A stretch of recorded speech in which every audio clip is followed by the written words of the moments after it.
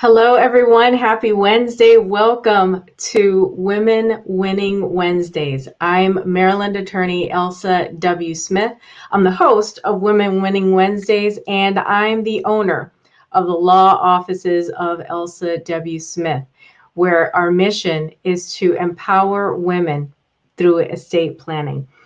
The mission of this show is through its guests and educational content to present glimpses of what an empowered woman is and to provide her with the tools that she needs to win. A bit of housekeeping, as always, we are streaming on StreamYard. So in order for us to view your comments, you only have to do this once. Now go to StreamYard.com/Facebook. StreamYard.com/Facebook. We are streaming onto Facebook, LinkedIn, and YouTube today, as we do every Wednesday. Good topic today. I get asked this question a lot. When should you update your estate plan? That's what we're going to be talking about for the next few minutes. And specifically, I'm going to go over 9 situations when you should update your estate plan. There may be more, but I'm going to identify 9 in the few minutes that we have together today. So without further ado, let's get started. You know, there are a number of factors in your life that are going to change over time, and so should your estate plan. As a rule of thumb, you should update your estate plan about every 5 years, and after any major life events like the ones that we're going to talk about today.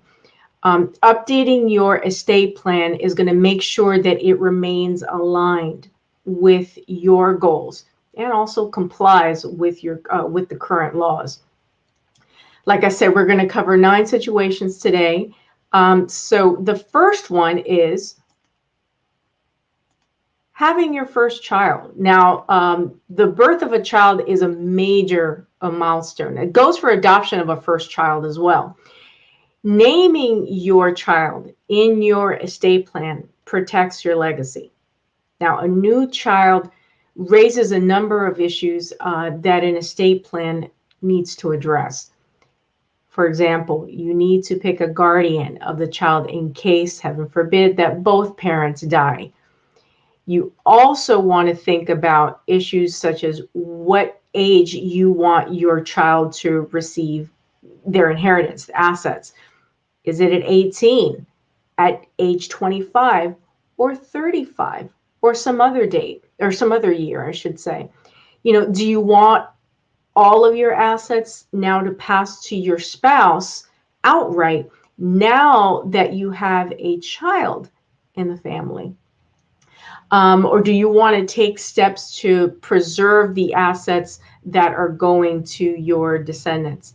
You know, these are just a few of the questions that you need to answer and your estate plan needs to address. Next is, along the same lines, welcoming a new family member.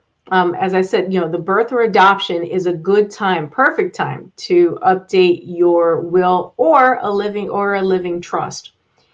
Beneficiaries of a will or a trust are usually, you know, explicitly named in an estate plan.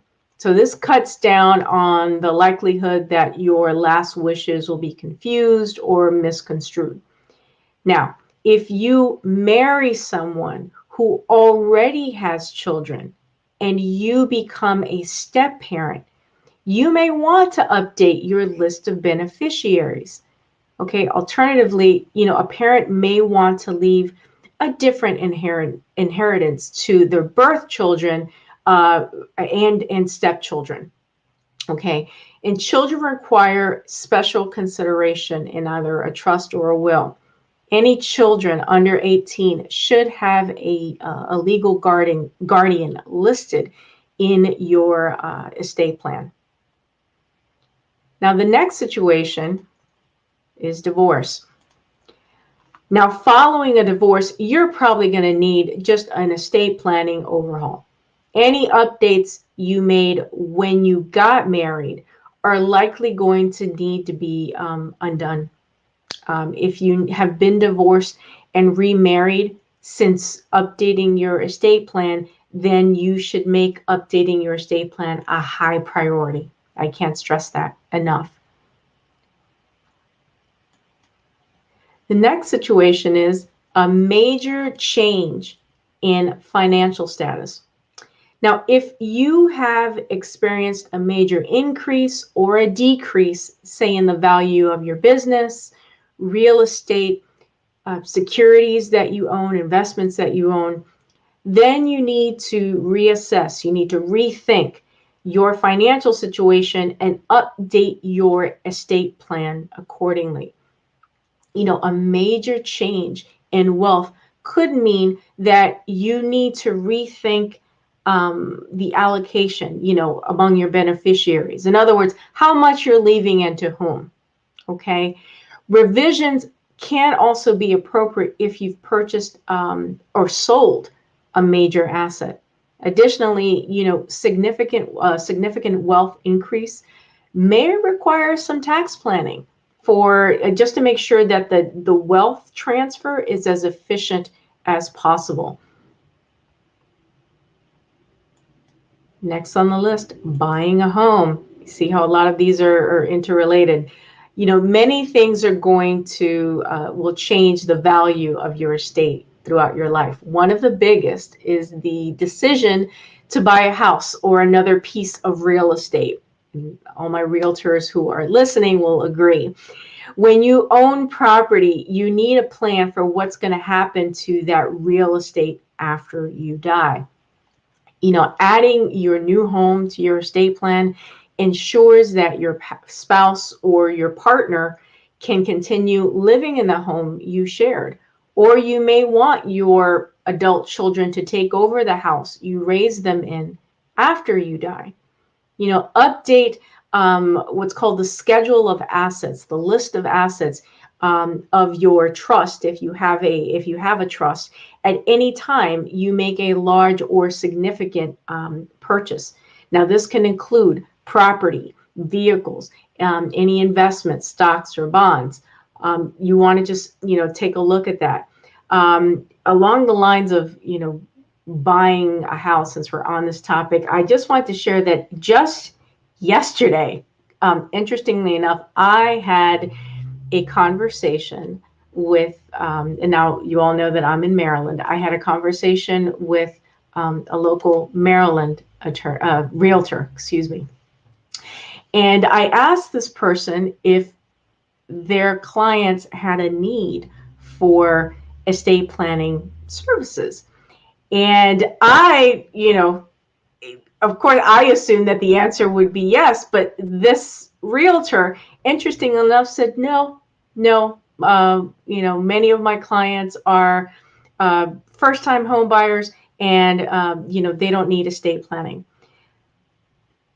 I was shocked to get that response, and for a couple of reasons. One is because this realtor presumed, obviously, in the course of like a 2 or 3 minute phone call, presumed that none of her clients needed estate planning services. And the second thing that jumped out at me was that this realtor said that it was because that many of her clients were first-time homeowners or home buyers.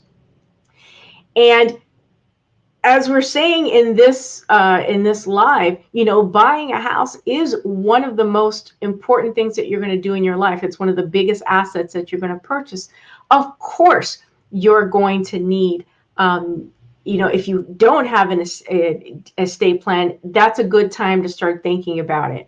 So it's just interesting to me, the mindset, and it underscores the reasons why I do these videos, why I do these lives, because this is one of those situations where an individual, whether it's a young couple, a single person buying their first home, Absolutely, they need to think about an estate plan. And I would, call out to all my realtor friends and associates and those who I haven't met yet.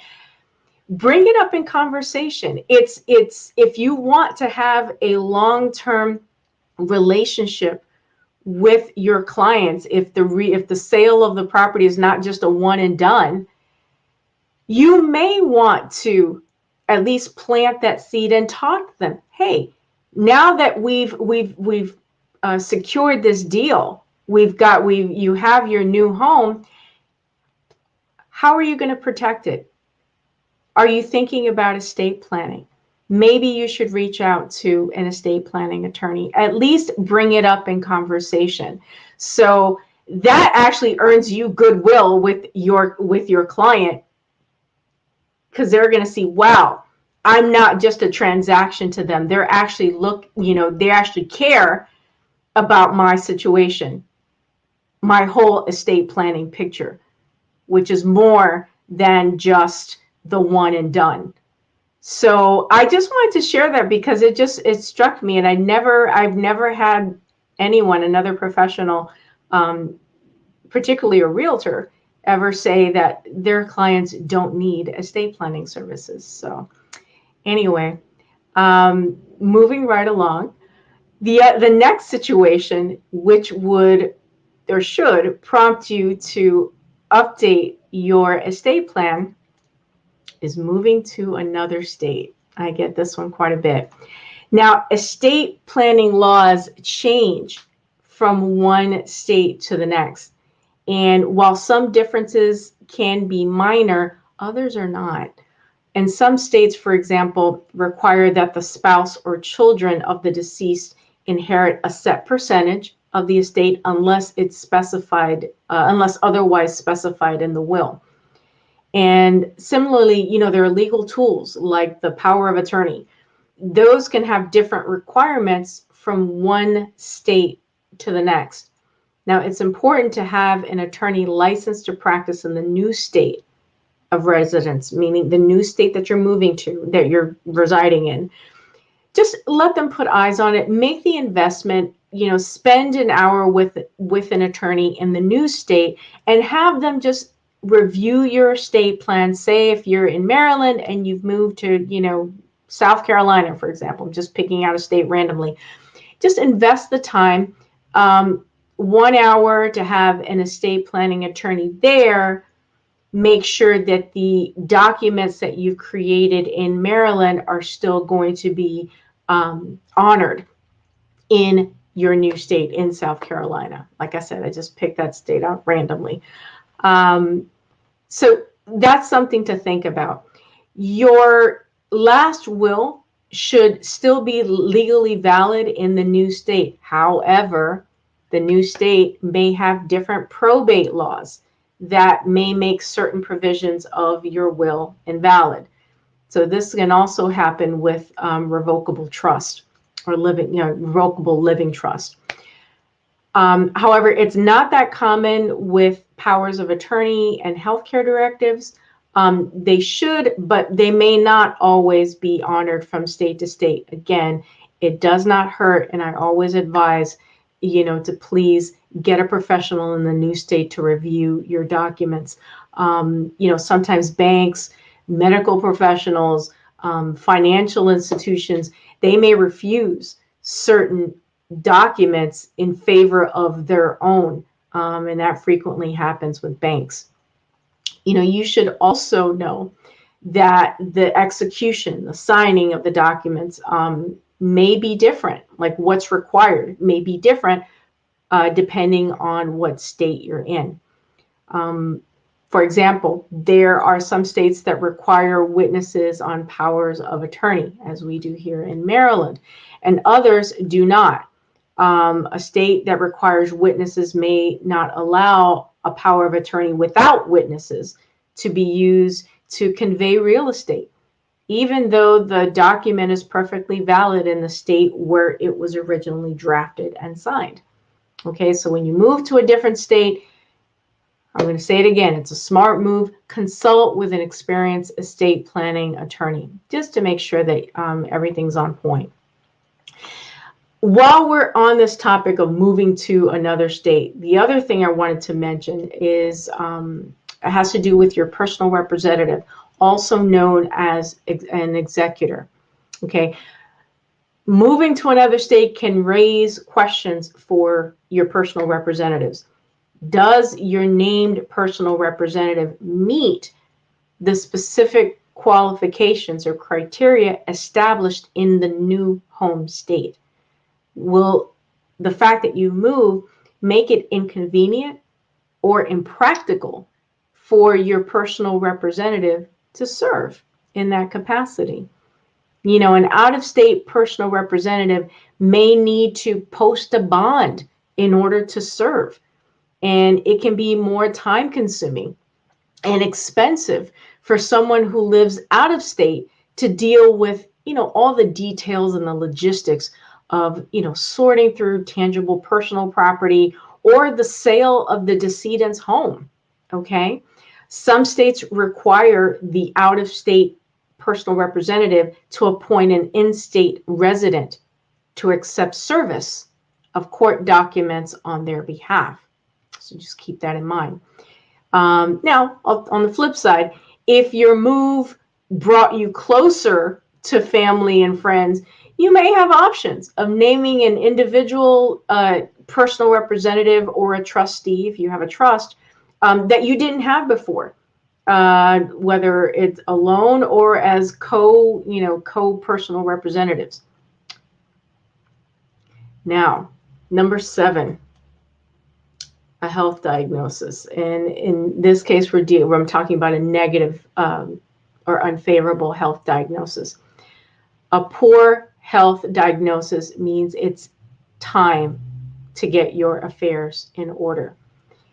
And I want to pause there because some people will say, well, I've got other things to worry about. You know, I've got, you know, whatever it is, it's cancer, you know, that's the one usually people think about. If at no other time, when you receive a poor diagnosis, particularly a life-threatening one, it is time to get your affairs in order. You should make sure that your estate plan accurately reflects your desires when you are no longer with us. An estate planning attorney can help you review your entire estate plan, including the titling of assets, beneficiary designations. Also, you're going to have peace of mind knowing that you have a solid estate plan in place and that you have eased the burden on your loved ones as much as possible. Please do not put your loved ones in the situation of, and you've heard me say this time and time again, of having to start a GoFundMe campaign, basically an electronic version of passing the hat, because you failed to plan ahead. Now, I understand in some situations there are people that don't have any other means, and I understand that, but when you do, when you are aware, you have the time, you are aware of resources that are around you that can assist you and can assist your family, why knowingly would you put your family in the situation of having to scrounge for resources in order to give you a decent funeral? Why would you put your family in a situation of having to kind of beg, borrow, and whatnot just to make sure that your final arrangements are taken care of? You know, it's actually one of the most selfless things that you can do is creating an estate plan, because you care, you respect those that you are leaving behind or potentially are leaving behind. Number 8.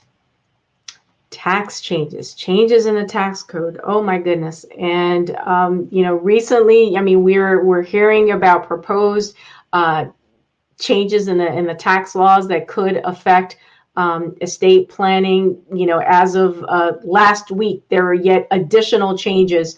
And again, in proposed, not yet passed tax changes that for us estate planners, may give us a little bit of breathing room when it comes to advising our clients, but yet we still have to be on our toes because, you know, we don't know what the result is going to be until the law is actually signed, or the laws are actually signed. So tax laws are constantly changing, which means that you need to be ready to take these changes into account in your estate plan. You also need to keep in mind any tax changes if you move to a different state. Your documents need to be in line again with the state that you're currently living in and the state that you're moving to. Are there changes in the income tax? Does the state have a state sales tax? Do they tax certain retirement income? You need to be aware of those things from one state to the next. And then number 9, retirement. You know, retirement is a huge deal. You know, it's the next phase of your life. You know, for some people, they get their second wind in retirement. It's the next chapter of your life. You know, many people financially plan for retirement for years, you know, if not decades. However, they don't often think of updating their estate plan. You know, retirement marks the time for most people when their primary source of income shifts to a source other than their job. Okay, so they're relying on, other investments, a 401k if you're in the government, you know, a thrift savings plan, your TSP. So your estate plan needs to reflect this change now that you're in retirement. And retiring also means that your children are older, perhaps married, and may even have children of their own. So there may be outdated provisions in your old documents, and you may want to carve out some inheritance for your grandchildren if you're so inclined. Now, we've gone through 9 situations, 9 important life events that should prompt you to update your estate planning documents. Now, if you don't even have an estate plan, I created a guide to help you get started. It's called the Jumpstart Estate Planning Guide, how to jumpstart your estate plan in 7 easy steps. I want you to get the guide. I've put the link to download the guide on the screen right now. It's free. More importantly, like I said, it's free. It's available right now. Use it, share it. You can also get it by going to my website, elsawsmithlaw.com. Go to the resources tab, find the drop down, and you'll also see how you can get the guide as well. And I mentioned the Jumpstart Guide in my prior Women Winning Wednesdays episode. Like I said, the link is posted below. Remember, this video is going to be available on replay here on Facebook and YouTube, and probably on LinkedIn as well. Replays are always available on my YouTube channel at Elsa W. Smith Law. There's a whole library of videos. Make sure subscribe so that you don't miss a video that we post each week. But definitely get the guide. I hope that today's topic of when you should update your estate plan has prompted you to just take a look at your own life and see, hey, have any of these 9 things occurred recently? And if they have, for goodness sakes, lay eyes on your estate plan. And if there's something that needs to change, contact a licensed estate planning attorney in your state.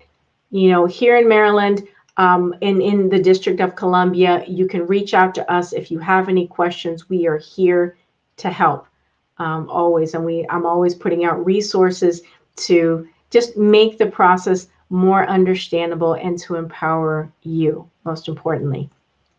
I want to thank you for tuning in to this episode of Women Winning Wednesdays. Today's topic was when should you update your estate plan.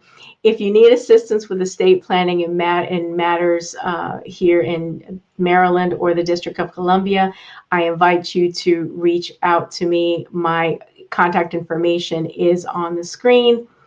I'm Elsa W. Smith, your Maryland estate planning attorney, empowering women through estate planning. Take care, and I will see you in my next episode. Be well.